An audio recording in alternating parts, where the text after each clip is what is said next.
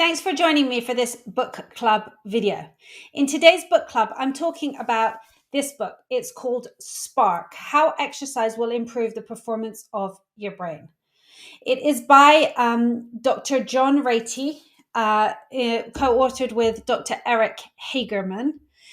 Dr. Ratey is an associate professor of psychiatry at Harvard Medical School. He's written tons of papers. He's written and co-authored a number of books. And his whole interest is all the different ways in which exercise impacts our brain function. And he talks about not just about sort of our brains in terms of, the obvious things that we think about, memory and learning. He talks about mental health, emotional health, cognitive decline, neurodegenerative disease. And he talks across all age groups. So I'm really looking forward to sharing some of the learnings and insights that I got from this book with you. So first of all, I want to tell you what I liked about this book.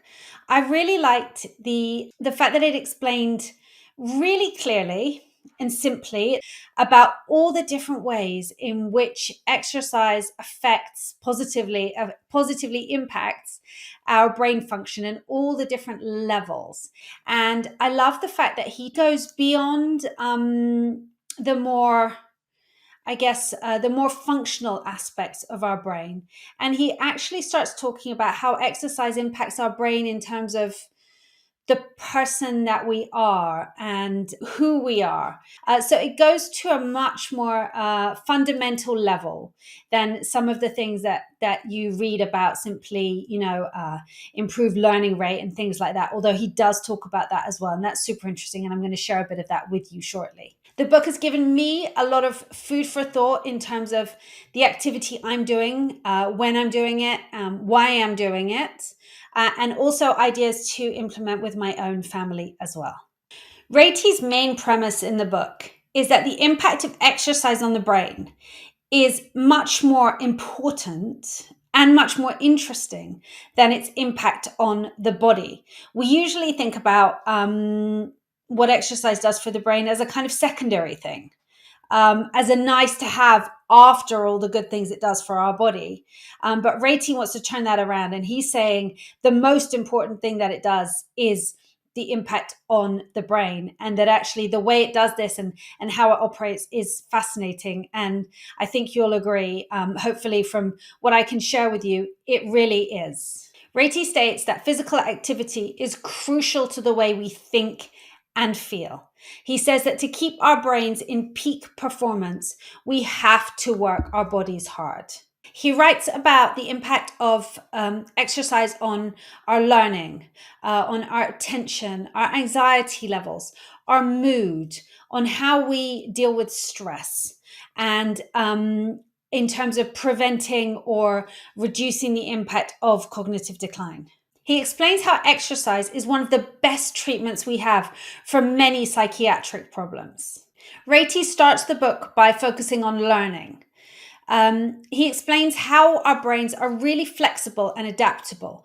And this is important because we didn't always know this.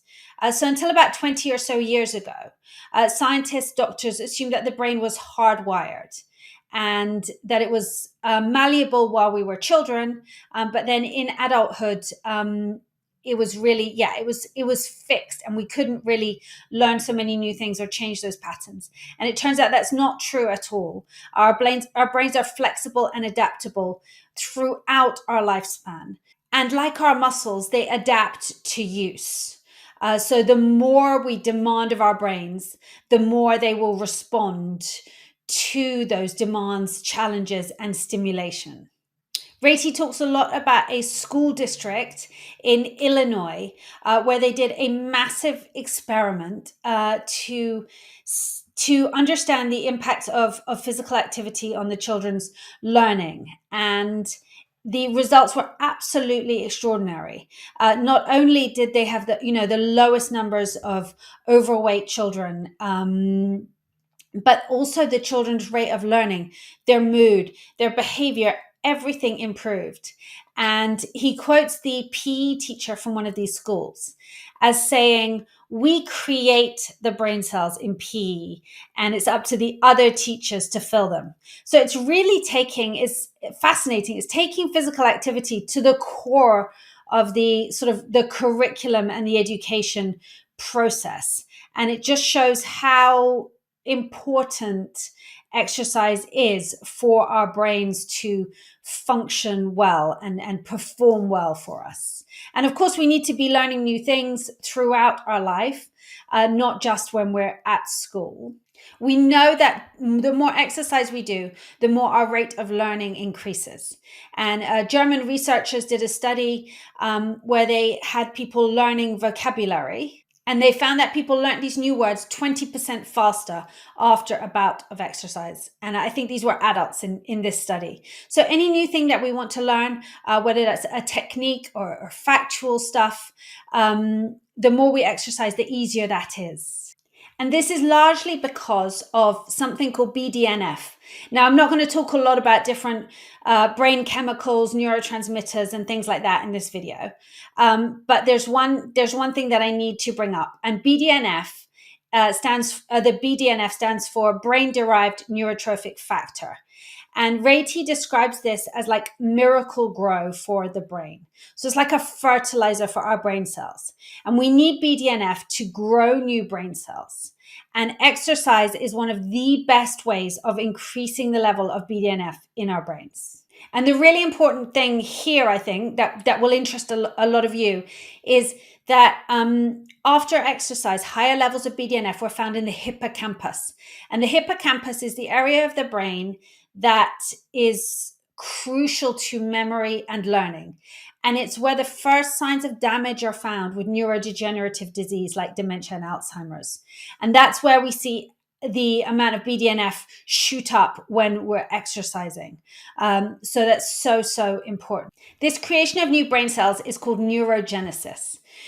And now Ratey explains something really funny in the book, which is he says that a lot of scientists who are interested in neurogenesis, so clearly anything to do with the brain is, huge in terms of treatments and medications, and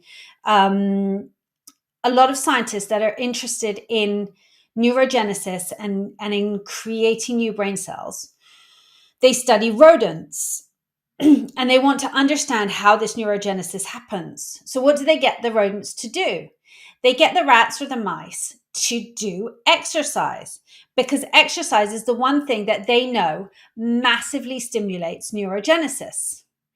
And they are doing all of this so that they can create treatments, pills, protocols that will help us to create new brain cells. But of course, we can all do this thing that the rats and mice are already doing, which is exercising. But it's just they want something they can put in a bottle and sell. But we can already do that. This is the one thing that we know that massively increases neurogenesis and new brain cells, which are crucial for learning and memory. Ratey talks a lot about how when we push our bodies, we push our brains. So it's like we're getting several, not just two birds with one stone, loads of birds with one stone. He talks about when is the right time to learn something new. And if you are trying to learn something new, the right time is really soon after exercise. So obviously when you're exercising, the blood flow is diverting to the muscles, but right after exercise is a really good time if you're looking to learn something new. So if you're trying to learn a language or a new skill, so for example, at the moment, my mom has been learning Japanese for a while now. So this is something that I need to share with her, that after she does some exercise, is a great time to sit down and focus on that Japanese, because your rate of learning increases after exercise. Ratey talks a lot about stress. And exercise is brilliant for stress because it comes at it from several levels. First of all, it helps us to feel less stressed in the moment, but it also helps our brain to become more resilient to stress in the future, and to recover more quickly from periods of stress.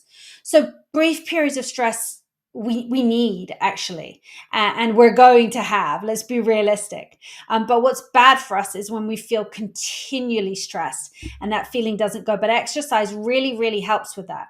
So in the moment when you feel stressed, doing some kind of exercise can really relieve that. But it helps us in the long term too, which is amazing.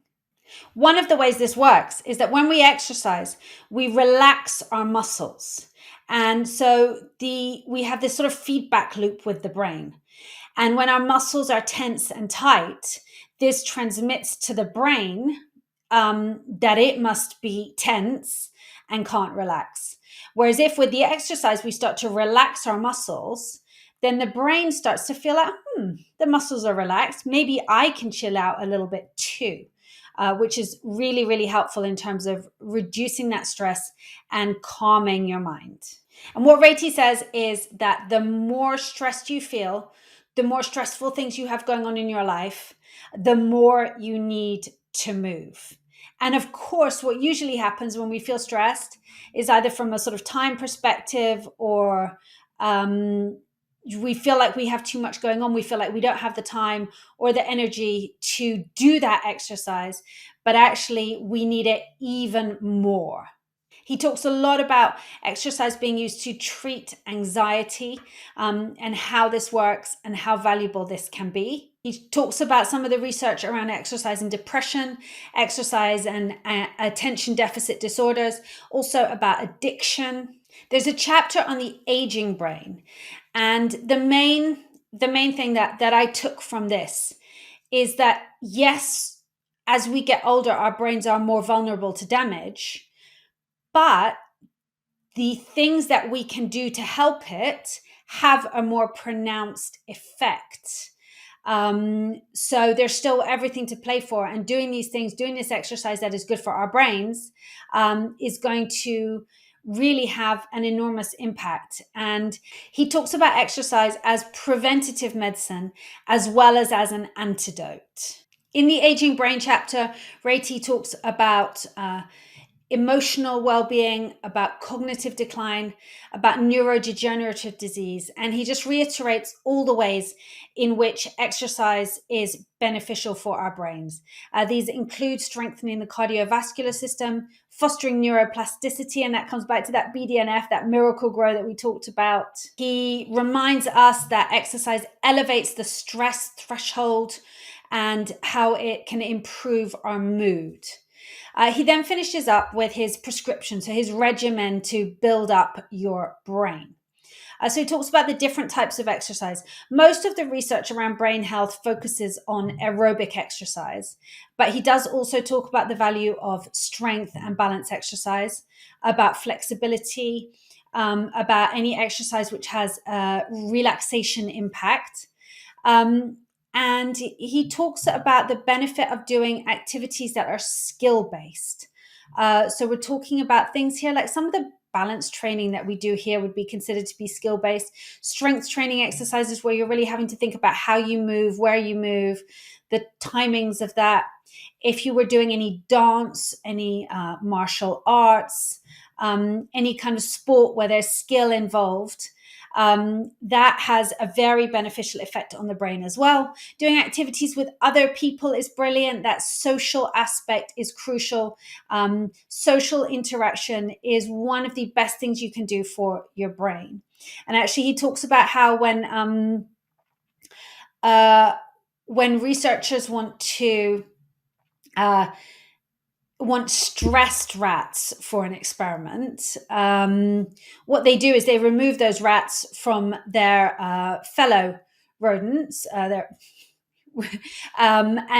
put them apart and isolate them.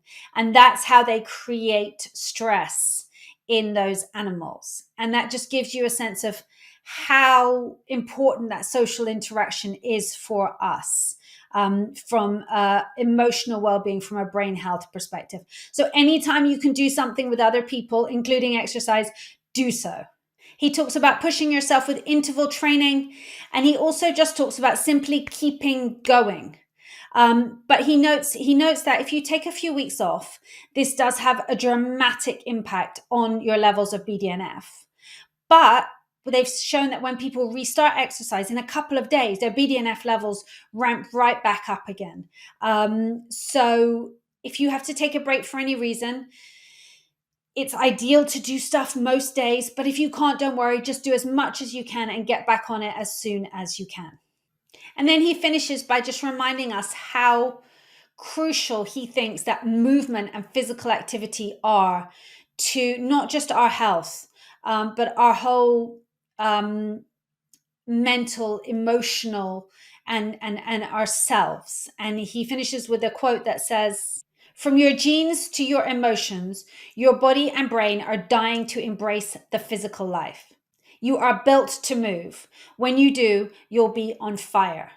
I really enjoyed this book. I thought it was really interesting. I loved all the references to research studies, and I learned a lot that I think will impact the exercise that I do and why I'm doing it. It really helped to remind me that even however busy you are, however much you have going on, that doing that exercise, you're not just doing it for the physical health impacts, but also for your brain, for your mental well-being, for how you feel in yourself, for your mood, and how you perform cognitively, straight away that day and in the days after.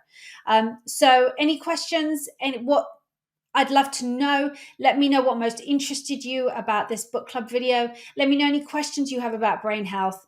We do have a number of other brain health videos here in the studio, so we'll link to some of them below so you can pop in and take a look at them if this is something you want to learn more about. I'd love to talk brain health more with you. So please do let me know if that's something you're interested in. Thanks so much for joining me for this book club video. Take care.